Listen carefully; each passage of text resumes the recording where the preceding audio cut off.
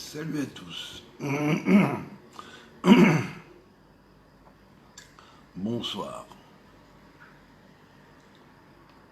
On va parler ce soir sur ce qu'on appelle le Ktav Hatzofim, traduction, l'écriture des Tsofim. Tsofim signifie ceux qui sondent, ceux qui scrutent, ceux qui visionnent, qui ont des visions spirituelles.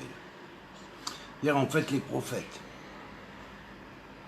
qui sont des Tsofim parce qu'ils savent monter et décoder le Tsofen qui est derrière chaque chose. Le Tsofen, ça veut dire le secret codé, encodé et caché. Qui savent décrypter ce qu'on pourrait aussi dire, symboliquement, l'énigme du sphinx.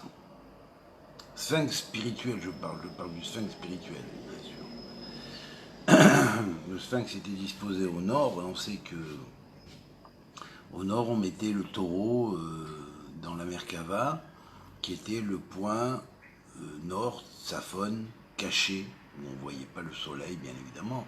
On se basait sur la notion de mouvement apparent du fait que le soleil n'apparaissait pas à notre vue, puisque c'est le point où il est le plus caché, c'est le point minuit, donc disons le milieu de la nuit, il est sur l'autre hémisphère de la Terre, il éclaire l'autre hémisphère de la Terre. Donc, pour nous, il est Saphon, il est caché, secret. Donc le Ktav Hatzofim, c'est le Ktav, l'écriture de ceux qui sondent le caché des prophètes. C'est comme ça qu'il est désigné dans le Talmud. Alors déjà, on sait que la Torah a passé 3 phases. J'en ai parlé plusieurs fois, là je récapitule, et avec ce cours, je suis obligé de le redire.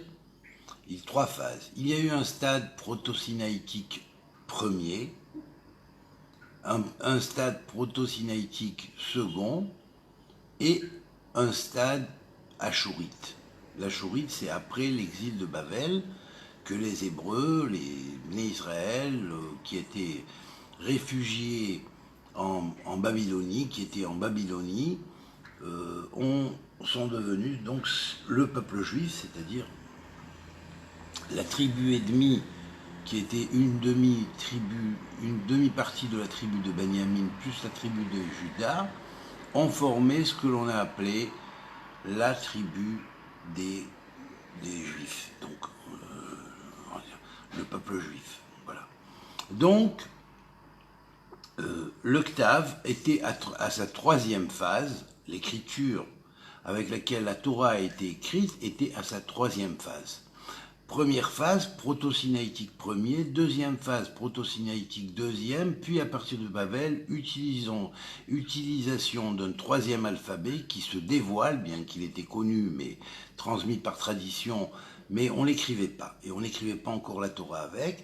C'est à partir de Ezra, donc, qu'on a commencé à écrire la Torah avec l'achourite, et il y avait un sens à cette chose-là. L'achourite est tiré du Magen David. Voilà, vous l'avez là. Vous voyez, chacune des lettres de l'achourite, dans son ossature, est émanée de l'achourite. Et évidemment, lorsqu'on compte les points saillants de chaque lettre, les points d'arrivée de chaque lettre, qui sont au bout, dans les bouts, on va compter en tout 107 bouts. 107 bouts, et bien 107, c'est la valeur numérique précise de Magen David. Et pour vous dire que la finalité du Ktav, c'était d'arriver à 107, encrypté dans le nom de Dieu en proto-sinaïtique, encrypté dans le nom du Shem HaMeforach, vous voyez en haut Ktav égale 107. Ça veut dire que, certes, le Ktav achourite, le Ktav primordial, le Ktav des Tsofim, bien que premier et 2e Ktav avec lequel la Torah a été donnée, disent et précisent au travers du mot Ktav encodé dans le Shem HaMeforach au travers de 3 noms, le nom de Lov, le nom de Hari et le nom de Dani, qui ont valeur numérique 11, 46 et 50, le total fait 107. 107 est égal à Magen David. Et voilà les lettres qui vont danser, vous voyez, à partir du Magen David. et les gestes de danse des Lévi'im au deuxième temple, axé sur la Shourite, alors qu'il existait une danse axée sur le proto-sinaïtique ou Ktav Hatzofim. La notion de Ktav Hatzofim avait un deuxième nom. Quel était le nom du Ktav Hatzofim? Il était appelé aussi Ktav Kedum, l'écriture primordiale. Parce que cette écriture était la clé de nombreux sceaux. Il y avait dans la Shourite, bien évidemment une adaptation de l'ancienne tradition à la Shourite. On a déterminé ce qu'on appelle les ta'amim, on a déterminé ce qu'on appelle les nekudot et les tagim sur les lettres. Les tagim sont les couronnes sur les lettres, comme on les trouve dans le Sefer Torah, dans l'écriture d'un Sefer Torah, dans un Sefer Torah écrit, et en même temps, on va trouver, non pas dans le Sefer Torah lui-même, parce que les nekudot n'apparaissent pas, les voyelles n'apparaissent pas, ni les ta'amim, c'est-à-dire les accompagnements, on pourrait dire, symboliques de la danse et de la musique sacrée, hein, eh bien, ils n'apparaissent pas, mais on appelait ça les ta'amim. Voilà. Alors, pareillement, le proto-sinaïtique, ici, est présenté à l'intérieur de sa matrice, la matrice qu'il a conçue, qui est une matrice de 8, mais cette matrice, dans cette matrice, les lettres sont présentées simples, c'est-à-dire sans ornement. Par contre, elles ont des ornements, et les voilà. Le premier ornement, qui est celui de Keter, se fait ainsi, avec des petites cercles et avec 3 couronnes. Et certains cercles avec 7 couronnes qui sont spéciaux. Ce sont des ménorotes, on pourrait dire des chandeliers. Et en même temps, nous avons aussi d'autres formes d'ornements qui vont transformer les tagim en ces ornements-là. Ce sont des kishutekala, c'est comme ça qu'on habille la princesse de la Torah, puisque la Torah est écrite comme ça à l'origine. Et puis, bien sûr, si on a transposé ça sur la Shourite, ça se transpose aussi. On parle ici de la Torah d'en bas, qui est la Torah qui est destinée aux Zeranpin. Et là, donc, on va chercher la valeur numérique totale de Ktav Kedum. Ktav Hatzofim, d'abord Ktav Hatzofim. Ktav fait donc 107. Hatzofim fait 5 plus 42 plus 30 plus 41 plus 34 plus 71. Donc il encode ces noms-là du Shema Meforash. Et il est appelé donc l'écriture de ceux qui sont, de ceux qui scrutent, des prophètes, des visionnaires, de ceux qui méditent sur Dieu, sur l'Éternel. Et là, donc, nous avons la valeur numérique de, écoutez bien, 42 igoulim, c'est-à-dire cercles en tout, 42 cercles en tout, et bien évidemment, comme chacun de ces cercles va recevoir ses couronnes, il y a parmi ces 42 cercles, 40 cercles à 3 couronnes, ce qui fait 120 couronnes, qui vont être liées aux 120 permutations du nom d'Elohim, et ensuite 14 couronnes qui vont dériver de 2 cercles spéciaux qui, eux, contiennent 7 couronnes, soit 2 ménorotes, c'est-à-dire 2 chandeliers symboliques. Et là, nous avons un total de 134. 134 couronnes en tout. Tout comme le mot Magen David, hein, fait 107 en valeur numérique, qui est là, n'est-ce pas? Eh bien, pareillement, lorsqu'on va écrire cela avec les ornements que vous avez ici,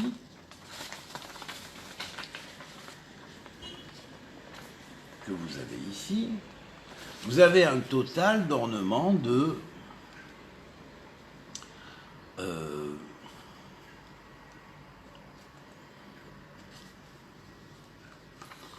1 150 pour la valeur numérique du premier, plus 422 pour le deuxième, ce qui va faire un total de 572. Alors, 572, qui est la valeur numérique en akrachi de Ktav Hatzofim, alors Ktav Hatzofim en akrachi. En akrachi, Ktav fait 422, Hatzofim fait 150. Ou c'est Kedum, pardon, Ktav Kedum, excusez-moi. Oui, Kedum, c'est ça, Kedum.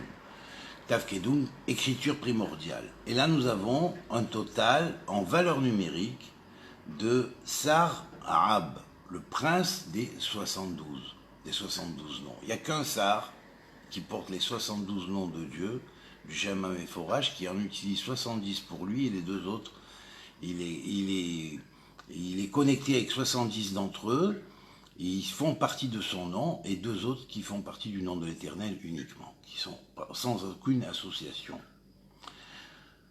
Donc, nous avons Sarab, le prince des faces, des différentes facettes du Shem HaMeforach, hein, et ça fait également BASR, c'est-à-dire dans les 10 sphirotes, c'est les mêmes lettres du reste. Nous permutons les lettres d'une autre manière et nous avons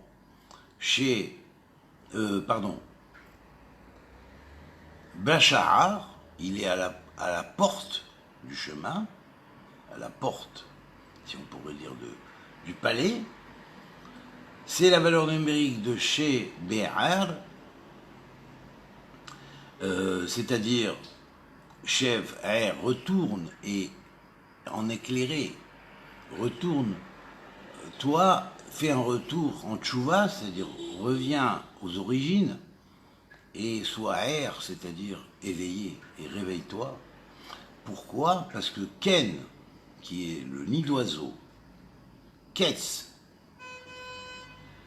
de la fin, qui est le nid du Messie, le nid d'oiseau du Messie dans lequel le Messie va rentrer pour recevoir la Torah du futur, Yevaler, il est béni.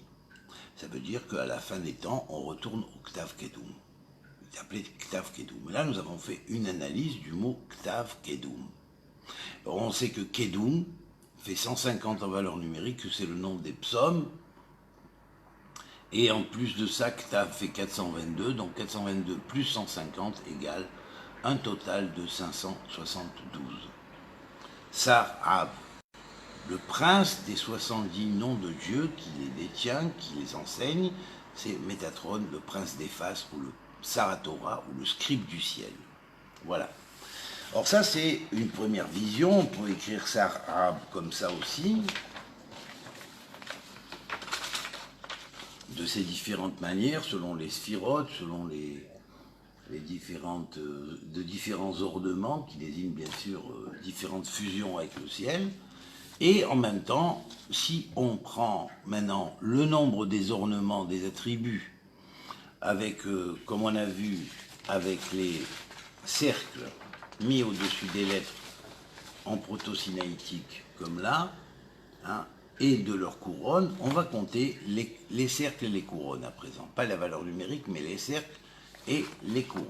Alors, le nombre de cercles est de 42. 42 nous rappelle le nombre du tikkun, pour dire que le tikkun a commencé d'abord par le Ktav Kedum, avant de commencer par la chourite, hein, et que la chourite, c'était la base finale.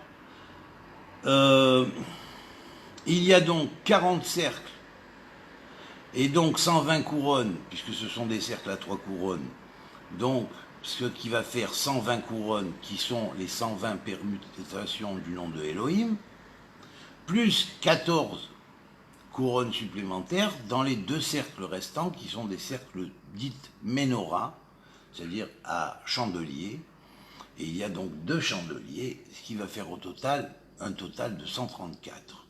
Et là, on va dire quoi? c'est vrai qu'à partir de Babel, les pérégrinations du Dal commencent. Voilà pourquoi, dès qu'à partir de Babel, on a abandonné cet alphabet, il y a les pérégrinations du Dal, c'est-à-dire le commencement des pérégrinations du Malchut Bet David, du royaume de David. La révolte contre les Kohanim, un peu plus tard, presque 200 ans après, puis la destruction du temple, et ainsi de suite, et l'exil, et là tout est parti en déconfiture. Mais en même temps, c'est qu'Abel, bête, reçoit dans cette maison-là, reçoit les choses, reçoit l'information. Et lorsqu'on compte le fait qu'il y a deux mots et qu'il y a le total des deux mots, c'est-à-dire Ktav plus Kedum plus Ktav Kedum en haut, qui est la troisième couronne supérieure, du couronnement des lettres et des mots, eh bien là nous avons en total de 137, ce qui fait Kabbalah. Kabbalah, ça veut dire quand Moshe Kibel Torah Missina, il a reçu cette Kabbalah dans cet alphabet-là. Kabbalah égale Mizman. Mizman, ça veut dire quelque chose qui existe depuis très très longtemps. Et aussi, les fameux attributs qu'on fait des cercles et les couronnes au-dessus sont le symbole de Tal Kochavim, c'est-à-dire des rosées de lumière descendant des étoiles intelligentes qui vont éclairer les générations au travers de cet alphabet qui est céleste, purement céleste. Et là, bien sûr, même si tous les alphabets vont prendre après une portée céleste, ils deviennent de deuxième niveau par rapport à cet alphabet-là qui est très très très spécial. Et donc, il a combien d'ornements en total? Parce que on a parlé des ornements, disons, de la lettre elle-même, qui sont de 100, pardon, les ornements de la lettre elle-même qui sont de 10 sortes, en relation avec les 10 sphirotes, et il y a 42 autres types d'ornements qu'on peut appeler les taramim, qui sont au-dessus des textes en conscience, et qui ont différentes formes, et c'est pas pour rien que le nombre 42 existe à ces taramim, c'est parce que aussi il est le nombre lié au tikkun. Voilà. Alors les ornements, hein, je ne vous les montre pas là. Attendez, oui, peut-être que j'ai la feuille ici, pas sûr, mais je vais voir. Peut-être que je l'ai là. Une petite seconde, je fais une recherche. Je ne vais pas tout transporter avec moi, bien sûr, mais... Ah, ben voilà, en gros, hein, voilà, en gros, voilà. Vous avez différents types d'ornements, et ces ornements, bien sûr, sont très hiéroglyphiques, ils indiquent des tas de choses sur le texte. Alors, bien évidemment, on va retrouver certains de ces ornements dans les fameuses clés de Salomon, clavicules de Salomon, parce que Salomon, qui connaissait cette tradition très ancienne, bien évidemment, l'utilisait dans ses sceaux. Voilà. Sceaux que peu ont pu décrypter jusqu'à aujourd'hui. Ensuite, nous avons je retourne au octave. On était dans Ktav Hatzofim, là, pardon, aussi. Hein, donc là, j'ai fait une analyse sur Ktav Hatzofim. On va passer à Ktav Kedum après, mais d'abord et avant, je vais vous donner la recette comme on avait vu ici, sur la première page, de Ktav Kedum, où on avait vu que Ktav, en alphabet encodé dans le Shem HaMeforach, c'est-à-dire dans le grand nom de Dieu lui-même, dans ses 72 noms, ce qui va faire que ça va transformer dans cet alphabet-là à 72 lettres la totalité de la Torah en le grand nom de Dieu, comme l'avait dit Rabbi Abraham Boulafia. Simplement, Rabbi Abraham Boulafia l'avait dit, il avait précisé, il a donné des clés. Moi, je les ai menées à la fin, ces clés-là, et Dieu m'a révélé tout ce qu'il y avait derrière cela, et il m'a révélé la totalité de l'œuvre. Voilà. Donc je dis, quand on dit Hachem Echad ou Shmu Echad, l'Éternel est un, et son nom est un, ça veut dire ce que ça veut dire. La Torah est son nom, et c'est son grand nom. Voilà. c'est le grand nom de Dieu. Donc il n'y a rien d'impur dans la Torah, même ce qui est appelé impur fait partie du pur, parce qu'il est en Dieu et qu'il est encodé dans la Torah. Y compris Ésaü et Ishmaël, qui sont bien souvent par certains, ouais, Ésaü, ouais, Ishmaël. Quand on aura compris que ça fait partie du nom de Dieu, eh bien il n'y aura plus Yitzhak, Yaakov, pardon, Ésaü et Ishmaël, et trois secteurs, trois religions. Il y aura tout simplement Abraham, Yitzhak et Yaakov. Et on retournera à la Torah de nos pères, la vraie, l'originelle, qui est la clé du futur, la vraie, le vrai et le futur. Voilà, donc Tav fait 107, et donc il est la clé de la construction future du Magen David comme troisième alphabet, né après les deux premiers proto-sinaïtiques qui ont une signification, comme on dirait, de père et de mère de cet alphabet-là, dit alphabet ashurite, qui lui est né du Magen David. Magen David, c'est 107 en valeur numérique. Voilà. Donc, ensuite, nous avons Hatzofim. Hatzofim fait 5 plus 42 plus 30 plus 41 plus 34 plus 71 égale 223. Valeur numérique de 223 est égale à Evarer, je bénirai. Vous voyez comment? Que dit la Torah? Bereshit, ça commence par Bet, parce que Bet, Lachon, bénédiction. Ah bah oui, mais c'est vrai. Mais ça, c'est que si vous connaissez l'alphabet dans son encryptage dans le Shem Meforach, que vous pourrez résoudre ce midrash qui va s'éclairer et qui va prouver que Evarer, je bénirai, est bien l'encryptage dans le Ktavat-Sophim. Deuxième indication, 223, qui est le total donc de ces valeurs numériques encodées dans le Shem Meforach, c'est Yad Boré, il a été écrit par la main du Créateur lui-même. Effectivement, c'est l'alphabet des premières tables de la loi. Ce même alphabet, lorsque vous le regardez à l'endroit et à l'envers, c'est pareil, on peut le lire comme ça ou comme ça. Il va dans les deux sens et même il peut aller de haut en bas, un petit peu comme les hiéroglyphes égyptiens. Alors, le total de 107 plus 223 égale 330, soit 33 fois 10. C'est-à-dire que la voix du Malchut va produire ce qu'on va appeler la 33e voix, la voix de la résurrection, hein, et c'est égal à la valeur numérique de Yihye, c'est le nom de Dieu dans le futur, il sera. On dit qu'il va laisser Yud Kevavke au Mashiach, qui sera appelé Yud Kevavke plus le nom, c'est cet nom de Mashiach, et donc Yud Kevavke, il sera prénommé Yud Kevavke par Yud Kevavke lui-même, lui sera le grand Yud Kevavke, et Mashiach sera appelé le petit Yud Kevavke, un petit peu comme Métatron est appelé aussi le petit Yud Kevavke. Et puis il y a le fait que Dieu va s'occuper que du futur, pour tracer la voie du futur de l'humanité évoluant vers le monde futur.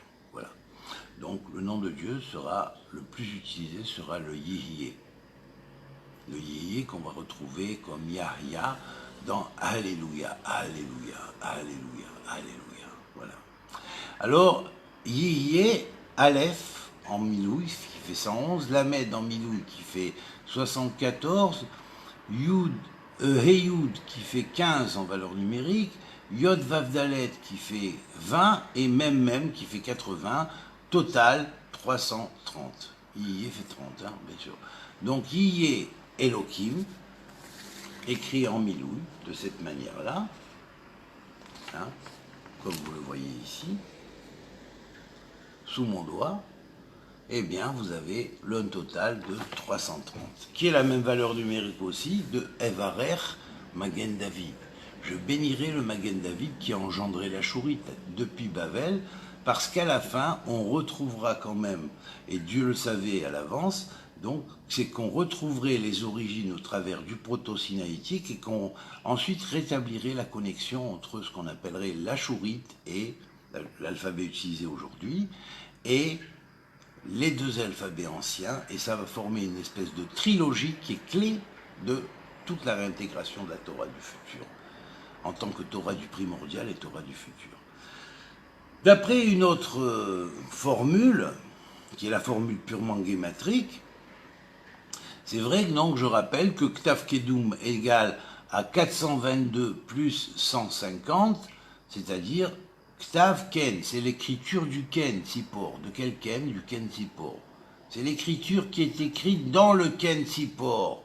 Dans le Ken Sipor, on écrit en Ktav Kedum, Ktav Atzofim, pardon.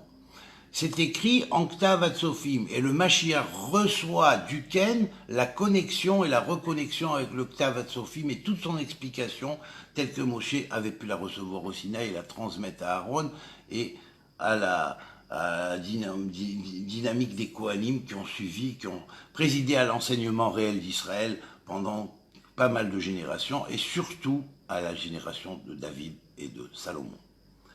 Alors maintenant, on va passer à une autre explication, qui est l'explication de ce qu'on appelle l'autre nom donné à cette écriture proto-sinaïtique, qui est le Ktav Kedum. On a vu Ktav Atzofim, on l'a analysé, on va voir Ktav Kedum.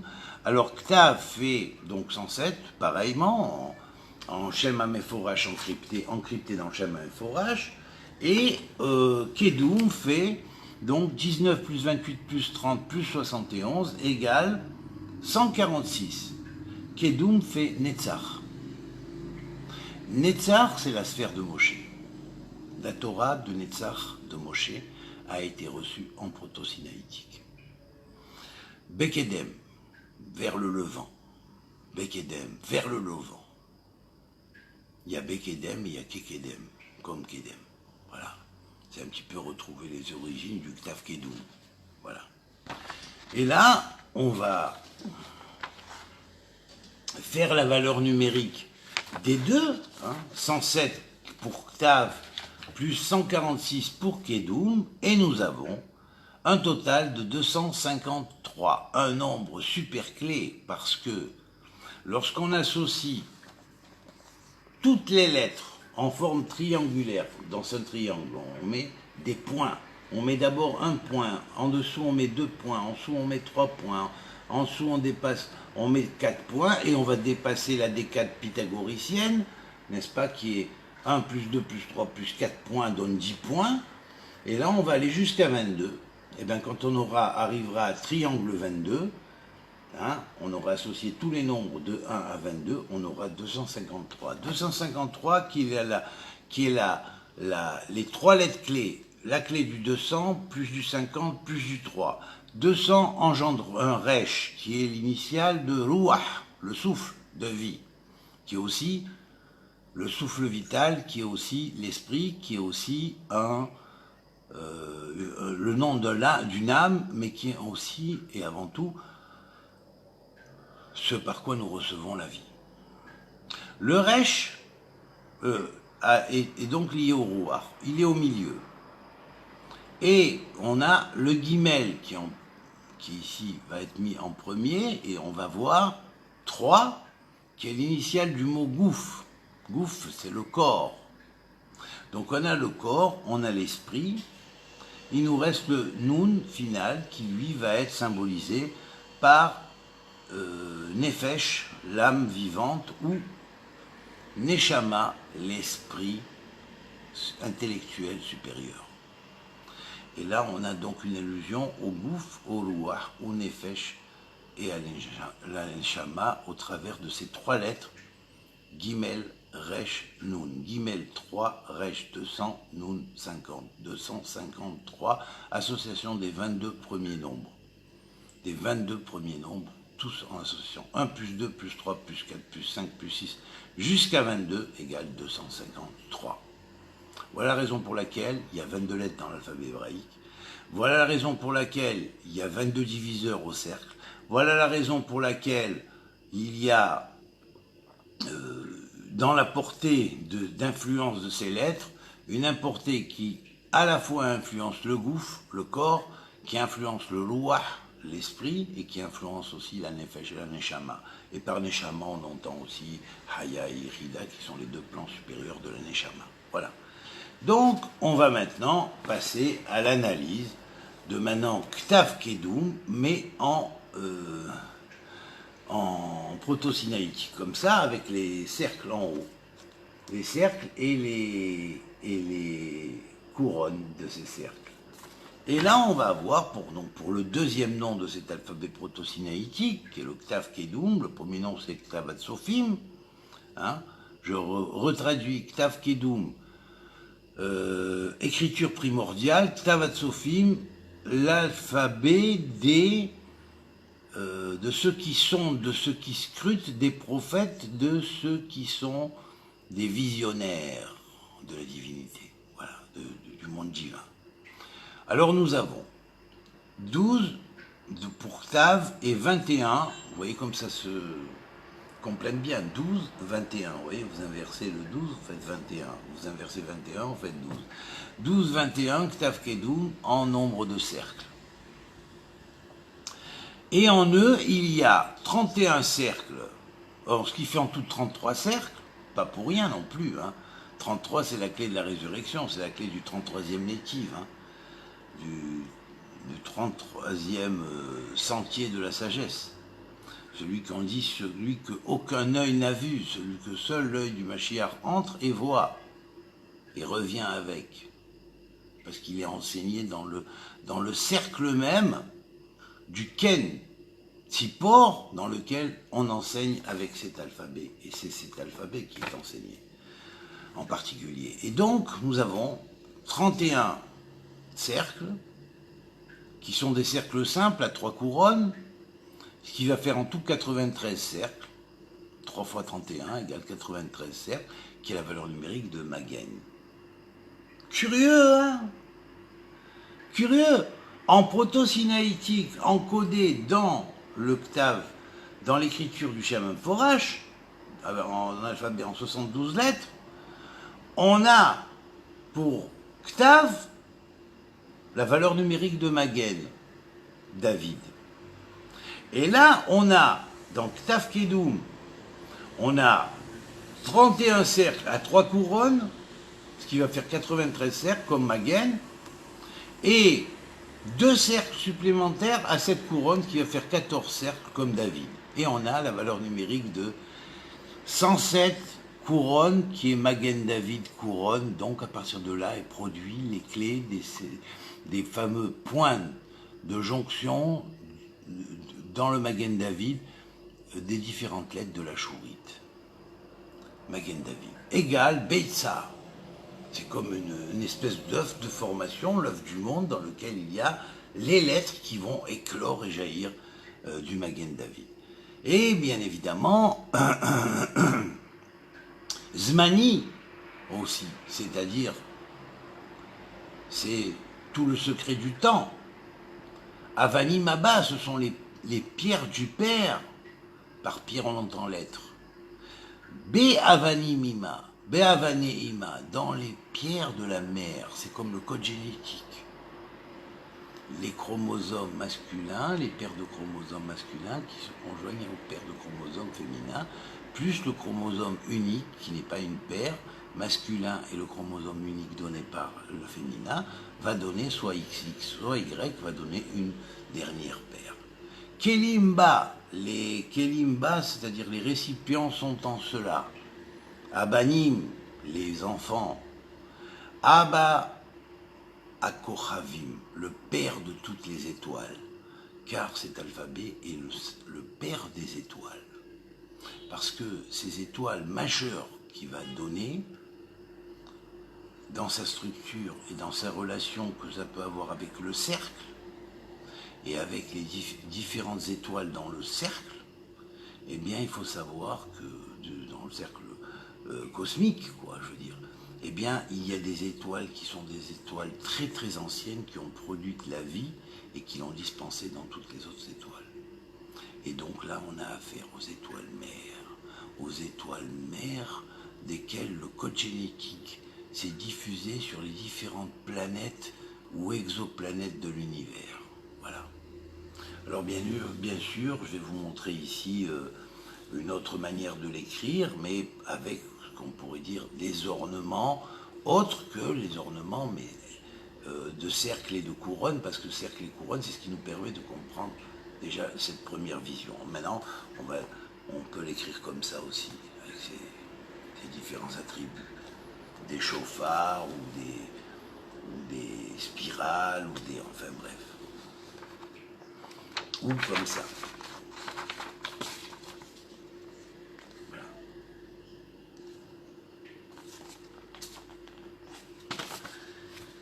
Et voilà, et donc, voilà, on a fini.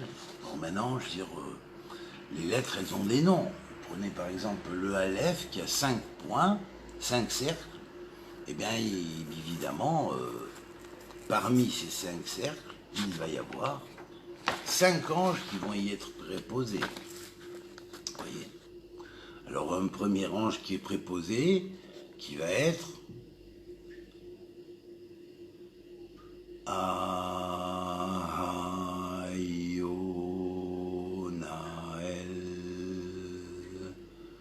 c'est un ange qui a une valeur numérique réduite de 7. Et il est préposé donc au troisième échal, c'est-à-dire au troisième... il a sa fonction dans le troisième échal, dans le troisième sanctuaire céleste. Hein,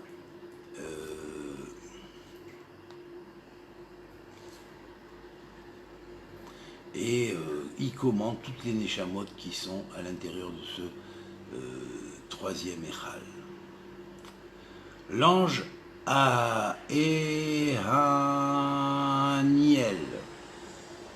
qui a les mêmes lettres, qui est permuté, qui fait aussi 7, et qui lui est lié à la jonction, faire la jonction et l'unité entre les forces du yang, les forces dites yin ou Zachar et Nekeva céleste, et unir les couples. Il va être l'ange qui va permettre la constitution des cosmocouples spirituels qui vont évoluer après dans le monde de l'éternité, et c'est lui qui va permettre, si vous voulez, s'occuper des dossiers de jonction de ces couples. L'autre ange est Akayahu, qui lui est lié au nombre, au 9e, c'est ça, il vient, non, pardon, 7e Malach portant le Shem Mephorash, et il est lié particulièrement au degré 79 dans le zodiaque, qui est le 9e degré des théomimes, c'est-à-dire des théomimes, c'est-à-dire les Gémeaux. Voilà. On a également l'ange qui s'appelle Achansab,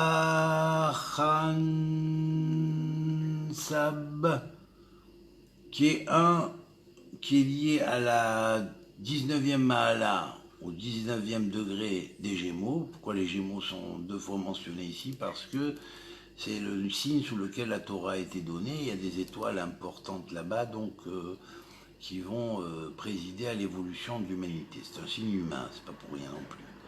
Alors, il est lié à Keter de Malchut, de Vilon, Shamaï. Voilà.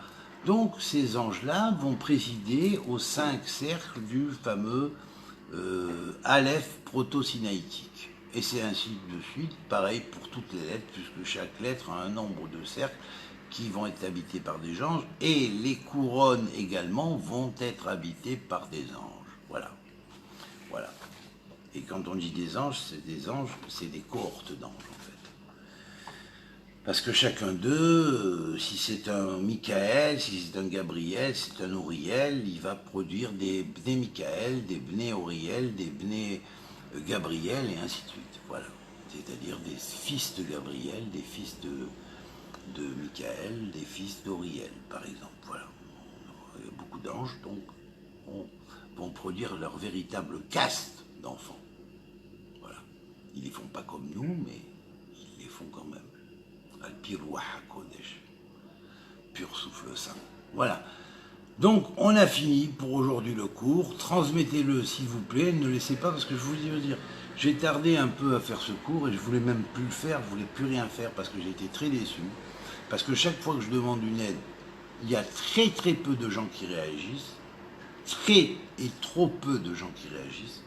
Le message est très important, on ne me donne aucune possibilité de pouvoir réaliser, à faire éclore l'importance de ce message. Donc j'étais un peu déçu, j'ai dit, oh, je vais m'arrêter, je vais rentrer dans le secret et puis c'est fini, je donnerai des cours à ceux qui viennent en direct et je fais plus, j'arrête de faire comme ça parce qu'apparemment les gens n'ont pas de reconnaissance ou ils s'en foutent.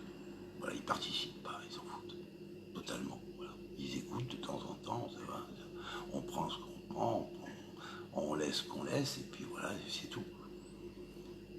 Mais personne n'est motivé vraiment à faire quelque chose, quoi. Alors à chaque fois que je demande un truc, j'aime pas demander, hein. Je dis la vérité, j'aime pas trop. Mais je demande des fois, quand je demande pour qu'on essaye de faire que je puisse imprimer tout ce que j'ai imprimé et tout ça, c'est pas évident. C'est une grosse masse d'écrits. Apparemment, les gens s'en foutent. Voilà, donc. Alors participez, transmettez, parce que si ça ne s'augmente pas, finalement, un de ces jours, je vais marquer, je clôt mon compte Facebook et puis ça va être fini, quoi. Voilà, c'est tout. Et j'arrêterai de mettre même sur YouTube, je transmettrai que directement avec ceux avec qui je peux transmettre directement, c'est tout. Je vais essayer de faire comme ça et d'avoir aucune reconnaissance minimale en contrepartie. Voilà, c'est tout. Et surtout, association à une bonne œuvre. Hein, voilà. Voilà, je vous souhaite quand même une bonne soirée, et puis réfléchissez quand même, et puis participez, partagez, envoyez à d'autres, transmettez, et puis comprendra qui comprendra, et puis celui qui ne comprend pas, tant pis, il comprendra plus tard, ou il comprendra un jour ou l'autre, voilà. Allez, Koltouv, amitié à tous, et que Dieu vous bénisse.